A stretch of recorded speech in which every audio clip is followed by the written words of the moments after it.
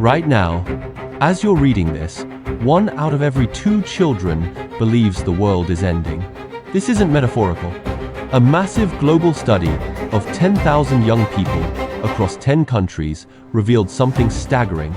Nearly 50% experience profound sadness, anxiety, anger, and helplessness about climate change. They're not worried about polar bears. They're terrified for themselves. They're staring into the future and seeing nothing but darkness. But here's what almost nobody is discussing. Not every child responds the same way to this existential threat. One child watches a wildfire report and launches a recycling initiative, channeling fear into action. Another watches the identical footage and breaks down, can't sleep, can't eat, spiraling into paralyzing panic. Same stimulus. Completely different outcomes. Why? For years, we blamed personality. We assumed some kids are just naturally more sensitive. But recent research has shattered that assumption. The answer isn't in the newsroom. It's buried deep in their personal history. There's a hidden connection between climate anxiety and what psychologists call ACEs, adverse childhood experiences. This is the missing variable nobody's talking about. If you're a parent, educator, or anyone invested in the next generation, you need to understand this connection now. Because you might be treating the wrong problem entirely, soothing anxiety about weather when you should be healing trauma. Here's what we're about to unpack. The actual neuroscience of fear. How childhood trauma primes a child's nervous system for catastrophe. Why telling kids everything will be okay can backfire spectacularly. And most importantly, a specific intervention that transforms paralysis into resilience. We'll explore why a simple daily practice, often dismissed as fluffy self-help, is actually a cognitive weapon against despair. This is about rescuing the minds of the generation that will save the planet. The cup metaphor. Understanding your child's nervous system. Imagine every child is born with a cup inside their chest, their capacity to hold stress. In an ideal scenario, a child wakes up with an empty cup. They forget their homework, a few drops. They argue with a friend, more drops. They come home, eat, sleep, and the cup drains. A healthy nervous system regulating itself naturally. But children with high ACE scores live in a different reality. They've experienced chronic stresses, neglect, household dysfunction, emotional abuse. When they wake up, their cup isn't empty. It's already half full, sometimes overflowing with cortisol before they brush their teeth. Now, pour a jug labeled climate crisis into both cups. The child with the empty cup? The news about melting ice caps scares them. Yes, real fear. But they have capacity.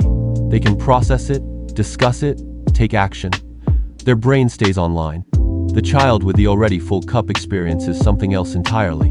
That same news isn't information, it's the final drop causing the cup to shatter. Their amygdala hijacks the show, screaming danger. The prefrontal cortex, the logic center, gets shut down. They're not worried anymore. They're in survival mode. Fight, flight, or freeze. And since you can't fight the weather or flee the planet, they freeze. They become that teenager who won't leave bed, who stopped caring about tomorrow. The invalidation loop. Why don't worry backfires. I used to believe exposing kids to harsh reality built resilience. We were coddling them, I thought. Then the data on ACEs changed everything. We're not coddling, we're drowning them. When a child's nervous system is already overwhelmed by their home, adding planetary collapse on top isn't education, it's re-traumatization. The climate crisis validates their deepest belief: the world is unsafe. Adults fail you. It's confirmation bias, weaponized. Here's what happens when we ignore this link. The invalidation loop. A parent sees their child panicking about climate news and says, "Don't worry, it'll be okay." We think we're soothing. To a child whose amygdala is firing on all cylinders, you're gaslighting them. You're telling them the house isn't on fire while they smell the smoke. This erodes trust. It creates isolation. And isolation is fertilizer for anxiety spirals. The fear itself isn't the problem. Fear is rational when the threat is real. The problem is being alone with it, powerless. The critical intervention: screening before pouring. We screen kids for vision problems because we know they can't read the board if they can't see. We screen for hearing issues So why don't we screen for ACEs before we drown them in environmental education? Schools are the front line. We need a system that identifies students with full cups before heavy topics arrive. This doesn't mean hiding the truth. It means scaffolding how you deliver it. For a student with high ACEs, fear-based motivation doesn't work. They're already scared into paralysis. Instead, use positive reinforcement to build new neural pathways. Widen the cup before you pour. Enter positive childhood experiences, PCEs. Research shows that even with high AC scores, strong relationships and community connection buffer trauma's impact. When a teacher validates a student's fear, instead of dismissing it, that's a PCE. When a school creates a project where students see tangible results, a community garden, a functioning recycling program that shifts the brain from helplessness to agency. But there's a deeper mechanism, the Reticular Activating System, RAS. This bundle of nerves at your brainstem filters information, deciding what matters. For traumatized children, the RAS is programmed to hunt for threats. They enter a room and immediately scan, what's wrong? What's dangerous? Who's angry? Climate news feeds this scanner perfectly. To help them, you have to reprogram the RAS. Teach their brain to scan for safety and progress instead. Why turning off the news doesn't fix this? Here's the trap most well-meaning people fall into. They remove the negative stimulus and expect anxiety to vanish. It doesn't work that way. You can't delete climate fear without addressing what's underneath. The brain needs a replacement signal, a new target to lock onto. If you strip away the climate panic but leave the dysregulated nervous system intact, the anxiety doesn't disappear. It mutates.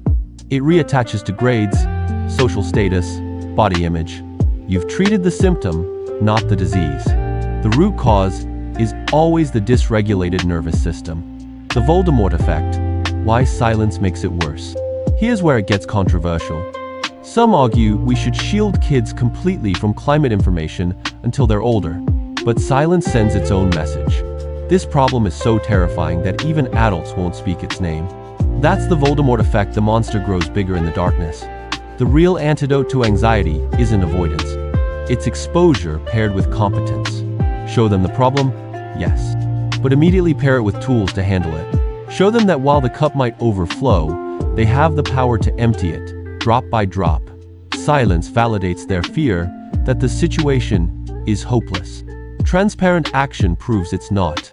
The Gratitude Journal, a cognitive weapon against despair. I'm about to give you the specific tool that rewires this entire system. It's not medication. It's not therapy. It's a simple daily practice with undeniable neuroscience behind it. Before you dismiss it as self-help fluff, let me explain what's actually happening in the brain. When a child with high anxiety writes down 3 specific things they're grateful for, their brain releases dopamine and serotonin, the exact neurotransmitters that counteract cortisol flooding their system. It's biological warfare against stress. But here's the crucial twist for eco-anxiety specifically. Don't ask them to be grateful for toys or dinner. Ask them to find 3 things in nature that are thriving today. Did the sun rise? Yes. Did rain feed the plants? Yes. Did a bird build a nest? Yes. By forcing their brain to hunt for these victories, you're retraining the RAS. You're teaching them that while parts of the world are dying, other parts are living, breathing, fighting back. You're giving them evidence of resilience. This simple act transforms the entire narrative. From inevitable doom to possible hope. From victim mentality to observer mentality. That shift is everything. It's the difference between drowning and learning to surf. It empties the cup just enough so they can handle the next wave of bad news without shutting down completely. The reframe, eco-anxiety as a superpower. This is the most important reframe you need to hear. If your child has climate anxiety, stop seeing it as a disorder. Stop pathologizing it as weakness. It's actually a superpower. These children are canaries in the coal mine. Their sensitivity proves they're deeply connected to the world. They're not broken. They're feeling the pain the rest of us have numbed ourselves against. They possess the empathy required to actually solve this crisis. Your job isn't to cure them of their care. Your job is to teach them how to carry it. Build the muscles to hold a heavy cup without spilling. Transform panic into purpose. Transform sensitivity into strength. The essential question. When you talk to a child about the future, ask yourself, are you adding water to their cup or helping them pour it out? Are you validating their reality or accidentally gaslighting their intuition? The next time a child tells you they're scared, don't say, it's okay. Say, I know. I'm scared too. But look at what we can do about it together. That connection. That shared vulnerability. That's the most powerful positive childhood experience you can offer. It's the anchor that keeps them steady in the storm. You now have the framework. You understand the hidden psychology, the neuroscience, the intervention that actually works. The question is, what are you going to do with this knowledge? If you found this valuable, you're only seeing the tip of the iceberg. The hidden psychology of our daily lives runs far deeper. In my next piece, I'm exposing a behavior 99% of us do every day that's actually a form of self-gaslighting. And you probably think it's just good manners. It might save your sanity. Stay tuned.